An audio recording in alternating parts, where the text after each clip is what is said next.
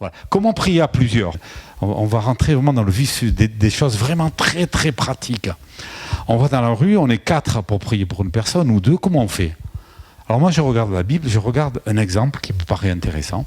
À l'heure de la prière de l'après-midi, Pierre et Jean montaient au temple. On y amenait justement un homme qui était infirme depuis sa naissance. On l'installait chaque jour au temple à la belle porte pour demander l'aumône à ceux qui entraient. Voyant Pierre et Jean qui allaient pénétrer dans le temple, il leur demanda l'aumône. Alors, Pierre fixa les yeux sur lui, ainsi que Jean. Donc tous les yeux, ils ont regardé la personne. Regardez-nous dans les yeux. L'homme les observait, s'attendant à recevoir quelque chose. Qu'est-ce qui s'est passé? Pierre,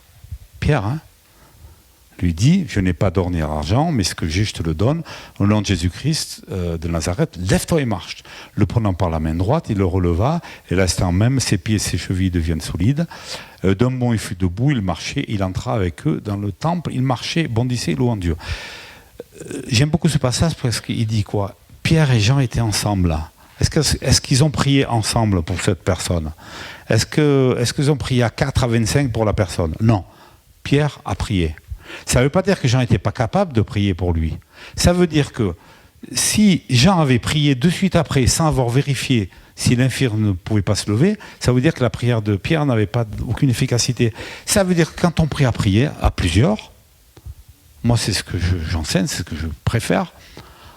Quand on prie par exemple à 2, c'est très important d'être à 2. On est chacun à l'écoute de l'autre.